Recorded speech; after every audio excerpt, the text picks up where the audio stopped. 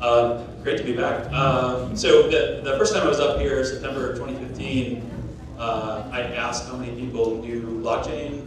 There were two RPI students in the room that raised their hand, and my mom. So how many people have heard of blockchain now? Yeah, it's so much different. My name is Perry Wooden. This is Sean Ryan. We started Node 40 in March of 2015, and we started doing hosting, infrastructure hosting for blockchain applications.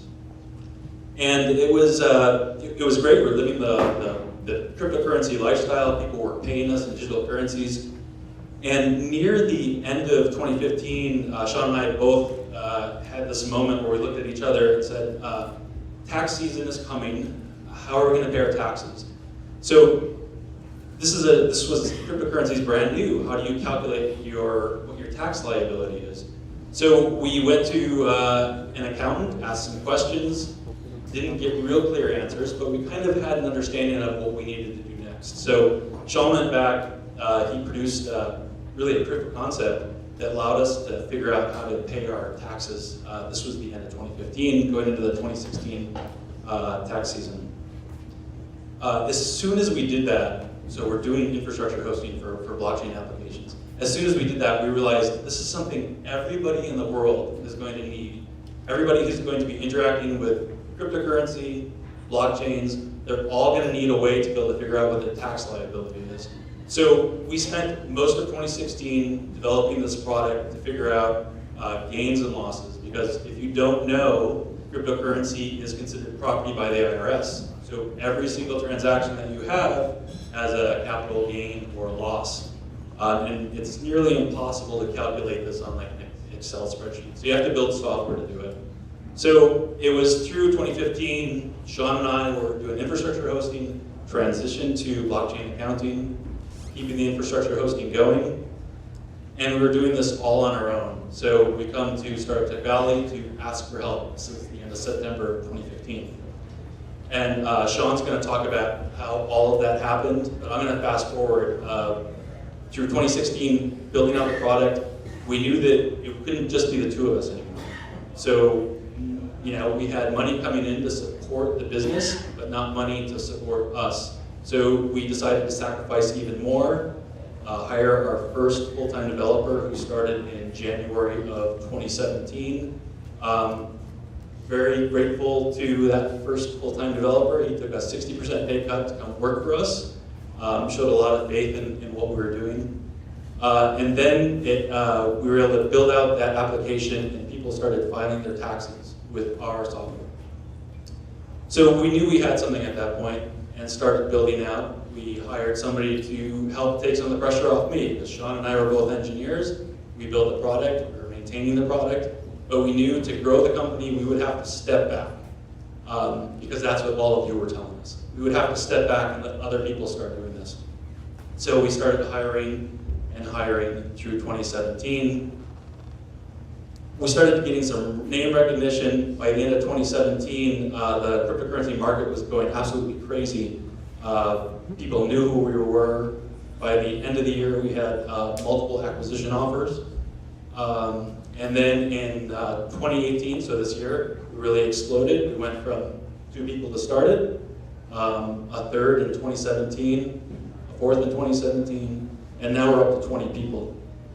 So it's been a great experience. I'm going to let Sean talk to you about how we did this, because it was really all about the community and Startup Tech Valley and everybody who's helped us out. Hi, everyone. So one thing that people keep asking me is, how did you do it, right? There's no secret. And we all know here that we all have a great idea. Well, let's assume that we all have a great idea, and that's fine, but that's done, right? The next hard part is figuring out, how am I going to make it successful?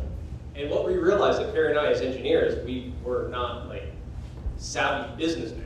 But we knew what we didn't know. So I guess the best advice I could give to anybody here is, be honest with yourself about what you don't know, and then go talk to everybody. Because the more people you talk to, you're going to eventually find the people that are going to answer the questions that you need answered in order to grow that business to the next level. It's not about your great idea. That's fine. You have a great idea. So 16 years ago, Perry started this company, and he maintained a contact with that company. Every year, they would talk back and forth. We start Node 40, this person reaches out to Perry and says, hey, what's going on? Perry says, well, I started this company because we were talking to everybody at the time. This person said, hey, you should go to 1 million cups. So we went to 1 million cups, presented at 1 million cups. We got contacts for here, Startup Tech Valley, and VentureBeat. Well, we weren't ready for Startup Tech Valley yet. We were not mature enough. So we ended up going to VentureBeat. Great, we went to VentureBeat. We presented. A judge came up to us after, Brian Zweig, who's here tonight, very instrumental in our success, because what he did is he said, listen, you need money, like you need to grow your company. He goes, oh yeah, I guess that's a good idea. He helped us develop a business plan. We didn't know how to develop a business plan. We're engineers, right? So he helped us do that. And by him helping us do that, we were able to apply for a loan, not to a bank, because banks wouldn't touch us. No bank's gonna touch cryptocurrency. So we got the loan from a local chamber. And it took a couple months. We got the loan. We were very grateful for that money, and it was because of Brian that we were able to do that. Now we were ready for Startup Tech Valley. We presented Startup Tech Valley. Now we're meeting accountants, we're meeting lawyers, all here. This organization in this room is where it all happened. And those contacts is what led us all the way to this year, where we were acquired by HashChain Technology, a Canadian-based company, but we're headquartered here in Albany. Well, no, here's Troy, but we're headquartered in Albany. And we're positioned to become the largest cryptocurrency services company in the world. We're close. It's going to happen. And we're really excited about that. And it happened here. It's because we went to this organization. So I now had this real connection with everybody that comes here, presents on the stage, and just has an idea and says, listen, I'm going to make it. And it happened to us, and we're very grateful for it. So in February of this year, Perry and I, along with the HashChain representatives, we opened the Toronto Stock Exchange. Like, who would have thought that that would have happened as a result of making connections here? So when we sold the company, we actually didn't sell the company, we sold the assets of the company. So we actually kept the structure of our company. It was called Node 40. We had to come up with another name. So we like numbers. So the name of our company that we came up with was 1042 Ventures. I think it's kind of clever because it was 1,042 days from when we incorporated to when we sold. And so now we kind of held a little bit of the money back, and now we're investing in other companies with the money that we have left over in 1042 Ventures. That's the story.